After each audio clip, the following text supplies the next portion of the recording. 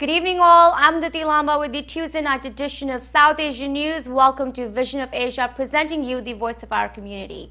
Hope you're all doing well and still continuing to take precautions and healthy measures during this ongoing coronavirus pandemic. Remember to wear a mask and still practice social distancing. Lots happening in the nation today as the total number of cases in the United States surpassed 2.3 million. In the world, there are currently more than 9.1 million cases. Here in the US, cases are spiking in at least 25 states as the nation continues to reopen, with the younger population in the South and West increasingly testing positive for COVID-19. Eyes are on the states such as Arizona, Florida, and Texas, which are experiencing record surges in their cases. Florida reached a milestone in the outbreak, reaching more than 100,000 cases. We urge all that are in the states experiencing the spike to take extra precaution again, and also remember to follow the guidelines of your state as well as the CDC. Today, top health official Dr. Anthony Fauci said that he has never seen a single virus that has such a wide array of symptoms like the coronavirus does, and he also addressed the younger generation, saying that if one gets infected and spreads the infection, they are a part of this process of the dynamics of the outbreak, and urged all to take COVID-19 seriously. He also touted progress on a possible COVID-19 vaccine, saying it could be ready by the end of this year or at the beginning of 2021.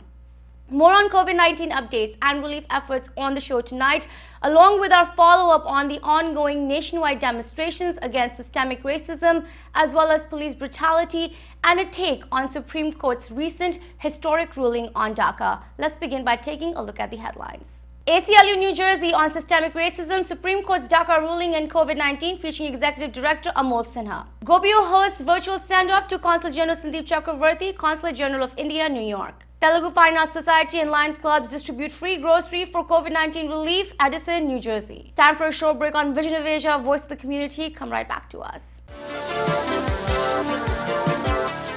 Welcome back. I'm Diti Lamba and this is Vision of Asia Tuesday night episode. Anti-racist protests continue to empower voices of the Black and minority communities, with growing calls for reform in police departments since the death of George Floyd and now Rayshard Brooks, who was laid to rest today in Atlanta, Georgia.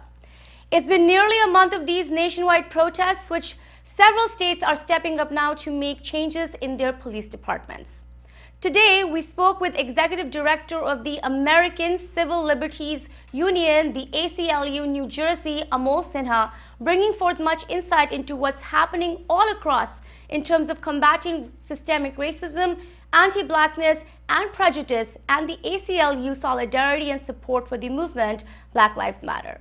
Addressing the South Asian American community, the discussion also reflected upon the recent historic ruling of the Supreme Court, which protects DACA, Deferred Action for Childhood Arrivals program, protecting more than 700,000 immigrants from deportation who were brought to the U.S. as children. The ACLU works to defend liberty through litigation, public education, and lobbying. Here is what Amol Sinha had to share with ITV Gold. I think the fact that President Trump has taken steps to eliminate the Department of Justice Civil Rights Division and really sort of harness or hold back its power is a real problem, because before, the Civil Rights Division used to investigate police departments, engage in what's called consent decrees with police departments when there was misconduct, try to get police departments to respect people's civil rights. That work is not happening anymore, and that's really important. And if there's anything systemically problematic about the way this administration has been handling policing, I think that's one key aspect of it: the fact that they have essentially gutted the department that was in charge of police accountability.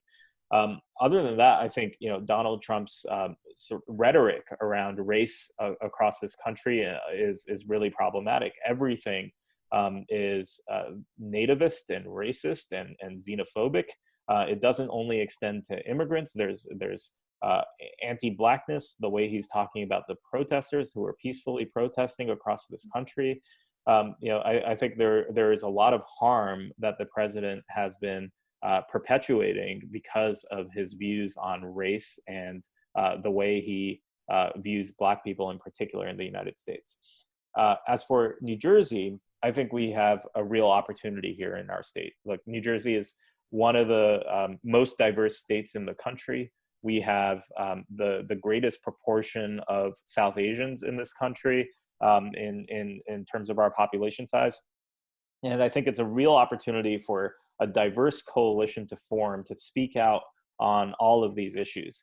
The opportunity that we also have is in our government, because we have a governor and an attorney general who's also South Asian, by the way, who care about people's lives, who care about accountable policing, who want to make sure that we are doing the right thing here. But even they need to be held accountable, and sometimes they don't go far enough.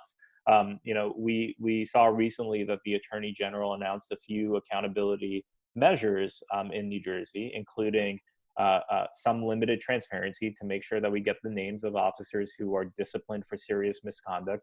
Now, that's only a sliver of the folks that actually engage in misconduct, right? The people that are actually significantly disciplined for it are few and far between. He announced an effort to license policing, meaning people who want to go into policing in New Jersey will have to obtain a license, and that license will follow them and their record, so that they can't just commit a bad act and then transfer to another department, and they'll be held accountable along the way, and that's a good thing. However, it has to be questioned why it is that it took so long in the first place, because New Jersey is just one of 6 states where that sort of scheme doesn't already exist. Wow. Licensing is a good step forward. Transparency is a good step forward. But I'll also say this, accountability is only able to happen if we allow for other forces other than the police to hold police accountable. So we have, of course, across police departments in the United States, something called internal affairs. Internal affairs are the folks that investigate police when there's misconduct. We need more than that, because, I believe, and I think most people believe, that the police can't police themselves.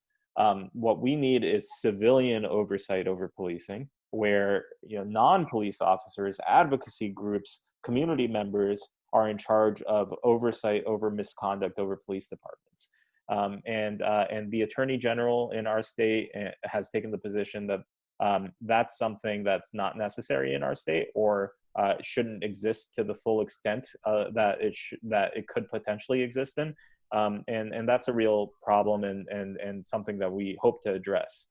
We also need to end something called qualified immunity for police, which is a legal doctrine that essentially says police departments and police officers can't be held liable for bad acts in court if what they were doing was within the confines of their job. Now, Wow, that's very broad. It's incredibly broad, and it's so broad, so much so that police routinely have killed people in the United States without being held liable, even if it's acknowledged that that killing was outside the scope of their duty. However, it still resulted in a death, right? So there have been really bad decisions about expanding qualified immunity in the United States, and it's taken a life of its own. And I think we need to take steps to rein it in and really pull back, that immunity that we allow to shield bad officers. So there's a lot of work there, but please, yeah. Yeah, let me ask you one last question in terms of just addressing systemic racism and the issues of police brutality here. Rayshard Brooks was just laid to rest today. And, Breonna Taylor, there are so many names when you start thinking about all of these lives that have been taken. What do you say when you see these things still happen while the nation is protesting, while laws are changing? There are police that are still behaving in that manner. What do you say to that? I think that means that we're talking about something systemic and not individual. I think what that means is, these conversations about policing where, we so often talk about good apples and bad apples is the wrong approach. There's something fundamentally wrong with the way we allow police to operate in the United States. And that is mixed up in our racist history. and perhaps it's a direct consequence of our racist history in this country that has led to policing being the way it is. I think it requires more examination than just accountability measures. It requires a bigger conversation than any one person or any one police interaction or any one police department. It's really about the way we as a society across the United States have decided to let police loose and give police this hero status where it's incredibly difficult to ever challenge policing or question police officers. I think also we need to think about the role of police unions in the United States. Police unions are at their core, they're supposed to be labor unions, advocating for better working conditions and fair wages and benefits for their employees. However, they have, sort of metastasized into this political creature where they have outsized influence on the way police budgets are spent. They have outsized influence in local and statewide and national politics. They are in control of so much, and most politicians are afraid to question the will of unions and union leaders, and that's a real problem. So I think it's a combination of understanding the racist history of our country, understanding the way policing perpetuates that racist history, and also understanding the political levers that exist in the United States, locally and nationally, that allow policing to remain at status quo rather than reform it. In New Jersey, the Indian American community and its numerous organizations and nonprofits have been working collectively in providing COVID-19 relief and resources since the start of the pandemic. Combating economic ramifications and food insecurity issue, many are coming forward to give back to the community in need and empower more to volunteer and help in coronavirus relief efforts. A successful attempt to combat food insecurity recently saw the Telugu Fine Arts Society and Lions Club International distribute free groceries for COVID-19 relief in Edison at the Oak Tree Road. The free distribution of dry groceries comprised of rice, lentils, oil, non-perishable items, and face masks. The Telugu Fine Arts Society caters to the cultural, social, and literary needs of the Telugu community with its vision to celebrate Indian cultural heritage. The Lions Club International is a global leader in community and humanitarian services and have stepped up globally to serve during this pandemic. Many spoke on the ongoing relief efforts in feeding community dealing with the crisis. Here are some highlights. We're here with the Telugu Fine Arts Society and Lions International, another successful event. They've packaged so many boxes here to give to the needy people of our community in Edison. We're here with our Board of Education President Ralph. We're here with Biro Patel, Maheshji, and Parul Amin, and we want to contribute every weekend to all our different organizations to make sure everyone is covered and everyone has a meal for them every day, and no one should be hungry. This is the time to ask for help, and make sure you grab a box. Thank you so much.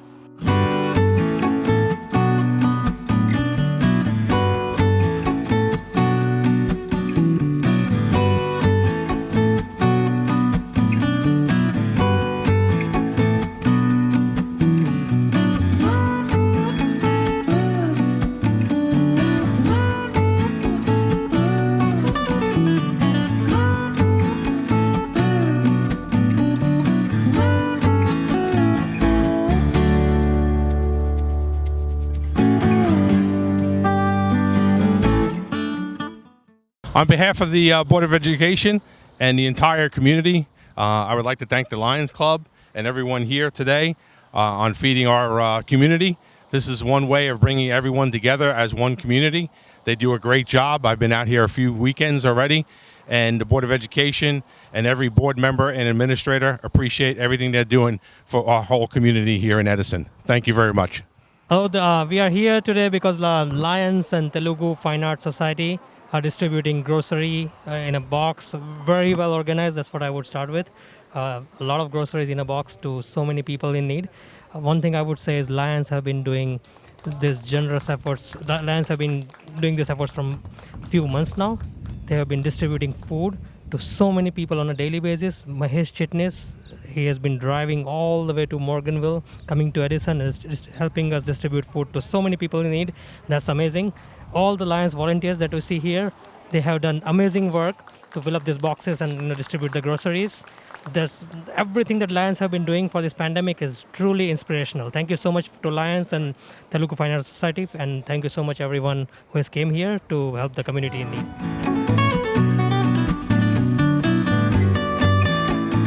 We are here for two reasons. One is to celebrate the 103 years of service of Lions Clubs International. This is the Lions Club's birthday.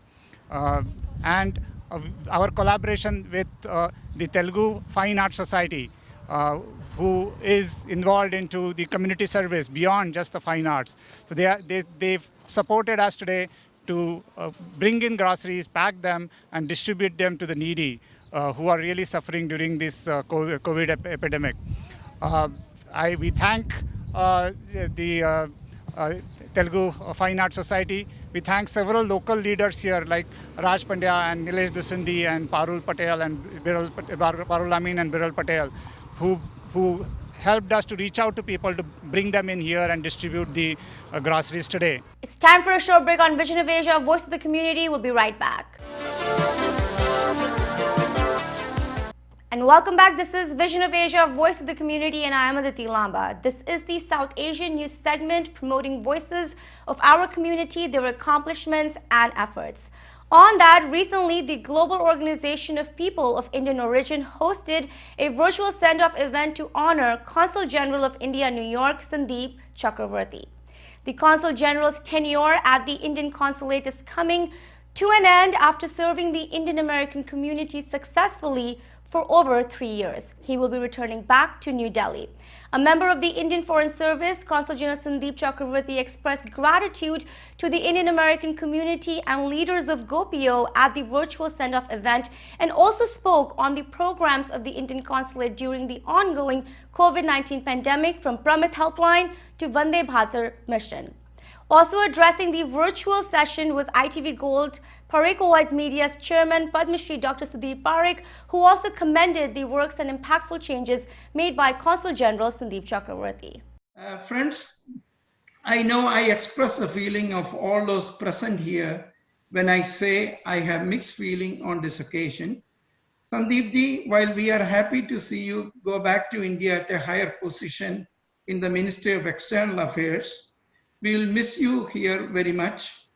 You had completed 3-year term with great efficiency and a lot of achievements.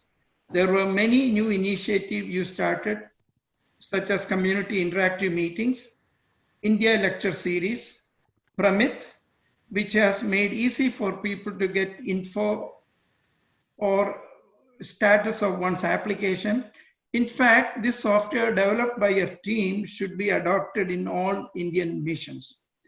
You hosted a large number of community celebrations, business and professional lectures, hosting delegations from India, and you organized events with other communities and elected officials from the USA and India. COVID-19 did not slow down your activities.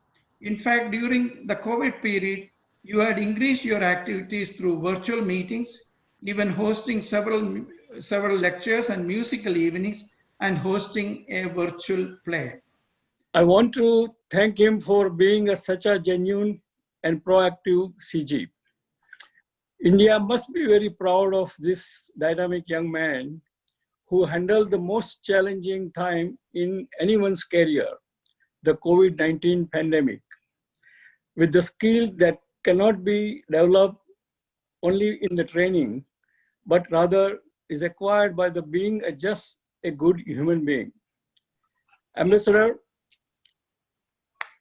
always kept his cool and communicated freely and frankly with US ethnic media like ours.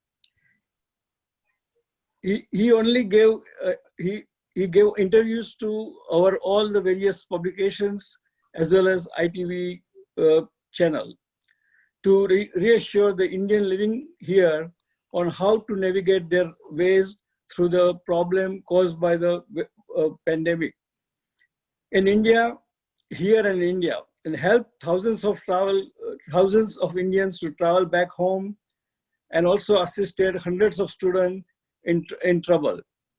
We Indian American community were proud to join him in every endeavor as he takes in the future.